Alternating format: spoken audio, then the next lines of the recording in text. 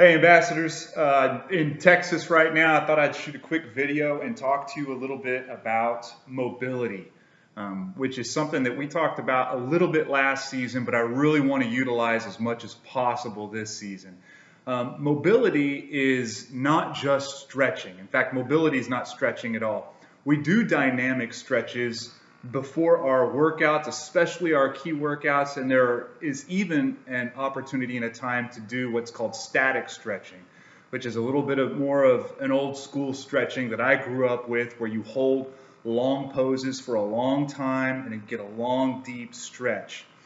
The reason we don't do static stretching right now is sometimes that will take an already knotted muscle full of adhesions and full of injuries and then pull it really tight, and it kind of makes those adhesions and damaged muscles a little bit less likely to heal fast. So imagine for a moment a rope with loose knots tied in it, right? That's kind of how our muscles can be after key workouts. You guys are breaking down your muscles as you run intervals or you even do a long distance run. The next day there's kind of knots and kinks and adhesions in your muscles. But if you were to take a rope like that and pull it really tight, then you just make those knots tighter, okay? So what we would like to do is to break those adhesions and bring more of a mobility and a limberness to your body and therefore your running form by using what we call mobility. I've mentioned it in other emails how I'd love for you to purchase a roller, a foam roller, which is kind of the key piece in any mobility routine, is a good foam roller. I've had a couple parents ask me which foam roller to get, and the right answer is the one you already own. They can get pricey, especially if you really buy kind of the Cadillac versions of them, and they all will pretty much do somewhat of a similar job. So what I wanted to do real quickly is help you see which different rollers you can use and what they're good for, and then even talk about when to do it, okay? So some of you are familiar with just a basic foam roller that just looks like a gray or a black cylinder. It's real smooth, it's kind of hard. That's a basic foam roller. I'd love to show you one, but my son has it. He's back in Knoxville. He uses that probably 3 or 4 times a week, and he enjoys it. It's not too rough on his body, and he doesn't have a lot of adhesions like some of you. You could pick those things up pretty cheap, and if you're looking at one that's over $30, that's too much money, okay? Another one you can see is something like this, which my son does not use. This is called a rumble roller, and this is a little bit more of a Cadillac version of a foam roller. As you can see, these knuckles will really break down some adhesions. I'm old, I kind of need it.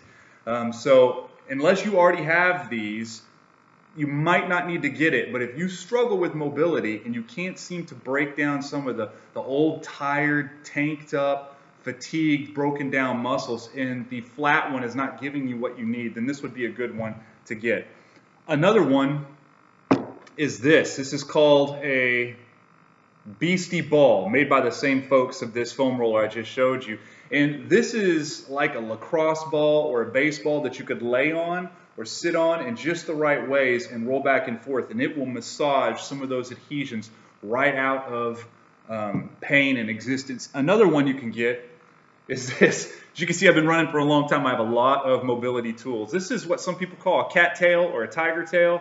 I don't even know what this one's called, but it's like a rolling pin. If you have a rolling pin in your kitchen, then just use that instead of this. This is good to use pre-workout.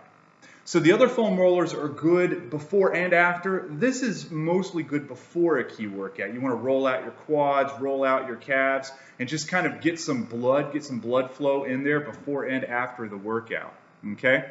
So there's 3 or 4 different kinds of rollers you can get. Whatever you already have will probably work. Save money where you can, okay? But if you don't have something, you're going to want to get something this season.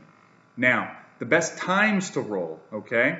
The best times to roll is a loose, easy roll before your workouts, right?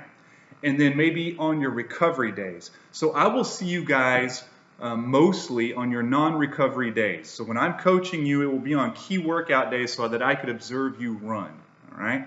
On the non-key workout days, those will be during times where we are not meeting as a group, maybe a recovery run or even a distance run, okay?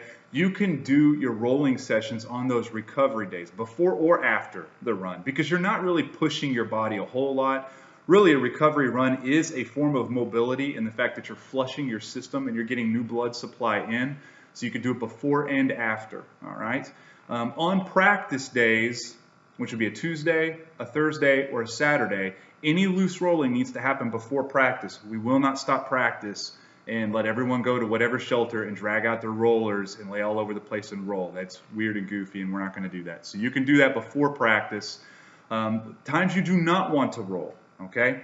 Right after hard workouts. Don't roll. Your muscles are already beat up. They're already in need of fluid. Your body's in need of fluid. You're going to need to recover, get some food in you, get some water in you. Now, the next morning, after a hard workout, that is a good time to roll, but not right after a workout, okay?